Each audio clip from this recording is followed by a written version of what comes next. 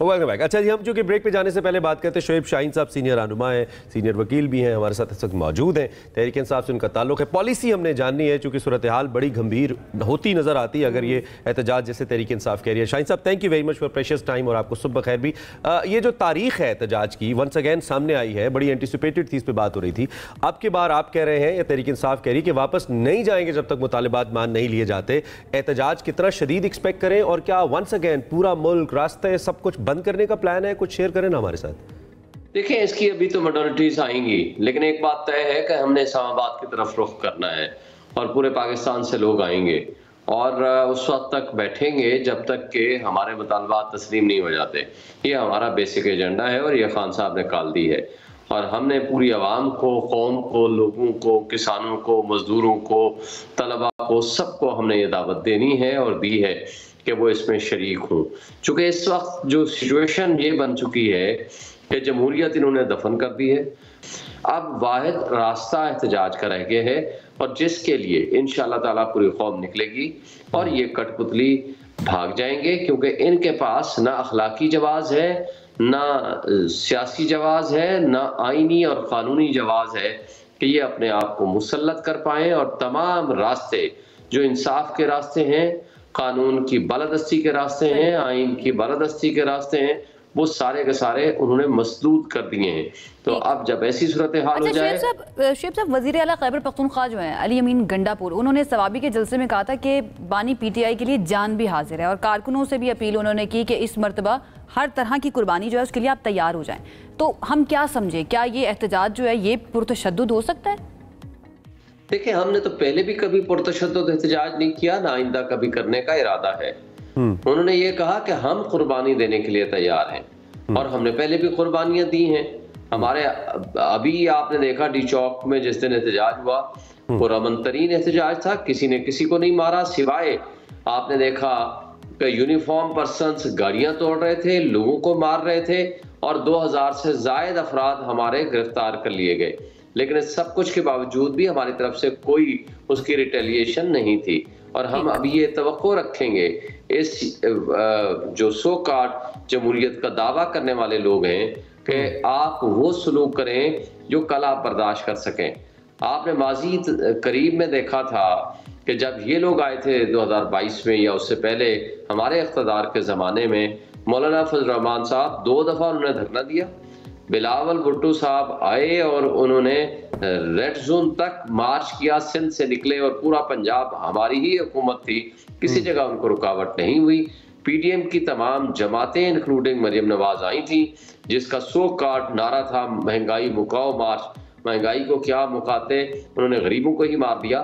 तो उस सूरत में भी हमने किसी जगह ना पर्चे किए ना रास्ते रोके। जमहूरी ताकतें या जमहूरी कुव्वतें या सियासी, लेकिन मौलाना को आपने उस टाइम पेशावर मोड़ तक महदूद किया था, आई रिमेंबर, और बड़ी सर्दी भी थी। बट या आई रिमेंबर कि आपकी गवर्नमेंट ने, आपके प्राइम मिनिस्टर ने कहा था कि इनको ठंड के अंदर सपोर्ट दी जाए। उस वक्त कैपिटल डेवलपमेंट अथॉरिटी को कहा गया था। Yes, you right. अच्छा, दूसरी जानिब ये जो आप कह रहे हैं कि एहतजाज के लिए तैयारियां मुकम्मल हैं, एक तो आप कह रहे हैं कि हुकूमत हमें आने दे, दूसरा कह रहे हैं हम जाएंगे नहीं जब तक मुतालिबात पूरे नहीं होंगे। कैसे आने देंगे आपको? अगर तैयारियां मुकम्मल हैं तो क्या तैयारियां हैं, कुछ हमें बताइए तो सही ना, क्या सोच रहे हैं आप? देखिए, तैयारियां तो हमारी ऑलमोस्ट मुकम्मल है, क्योंकि हमने कौम को मोबिलाइज करना है, आवाज देनी है और उसके लिए इंशाअल्लाह ताला हम निकलेंगे। हम निहत्ते मासूम बच्चों के साथ, बीवियों के साथ, खवातीन के साथ, बेटियों के साथ हम सब निकलेंगे। कौम निकलेगी अपने हुकूक को वापस करने के लिए, हासिल करने के लिए, अपने मुस्तकबिल को महफूज बनाने के लिए, अपने बच्चों के मुस्तकबिल को महफूज बनाने के लिए, पाकिस्तान को हकीकी आज़ादी दिलाने के लिए। ये हम सबका फर्ज है और उसके लिए निकलना हमारा फर्ज है। तो शोएब साहब, उम्मीद कितनी है पीटीआई को उम्मीद कितनी है कि ये जो एहतजाज अब करने जा रहे हैं इसके जरिए बानी पीटीआई को रिहा करवा लिया जाएगा, आप लोग कामयाब हो जाएंगे इसमें और अपने मुतालबात भी मनवा लेंगे? हम तवक्को रखते हैं कि हो सकता है कि इस 21 से पहले ही वो, 24 से पहले ही वो बाहर आ जाए। लेकिन अगर उन्होंने नहीं भी रखा तो इवन देन इंशाल्लाह ताला, क्योंकि ये लोग 218 मुकदमात बना के भी इस करप्ट सिस्टम के होते हुए भी उन केसेस को चलाने में कामयाब नहीं हो पाए। वजह उसकी सिर्फ एक ही है कि ये सारे झूठे पर्चे हैं, झूठे मुकदमात हैं और इन झूठे मुकदमात की एक लिमिट होती है।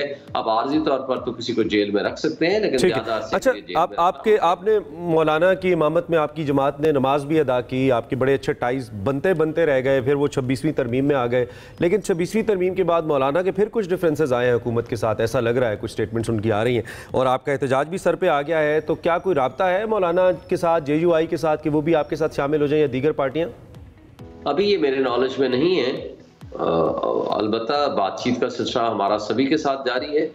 अगर कोई और पार्टी शामिल होगी तो हमारे लिए खुशी का मकाम है और अच्छा है कि पाकिस्तान के मुस्तकबिल के लिए तमाम पॉलिटिकल पार्टीज जो इस वक्त अपोजिशन में हैं, उन सब का फर्ज है कि वो बाहर निकलें, अपने कारकुनान को भी कहें, कौम को भी ऐलान करें, ताकि हम एक दफा। अच्छा शुएब साहब, एक और मसला भी है ना, वो ये कि आपकी पार्टी के अंदर जो है कई ग्रुप्स बने हुए हैं। ये हम नहीं कह रहे, ये आपकी पार्टी के लोग जो हैं उनकी जानिब से कई मरतबा कहा जा चुका है। हमने शौकत यूसुफजई साहब से भी पूछा था, आप शेर अफजल मरवत साहब हैं, उन्होंने भी ये कहा है कि PTI में मरकजी सतह पर ग्रुप्स बने हुए हैं। इस पर क्या कहेंगे? एक मरतबा क्लियर क्यों नहीं कर देते कि भाई कोई ग्रुप नहीं बना हुआ, ये सिर्फ अफवाहें हैं? इसके पर आप क्या कहेंगे?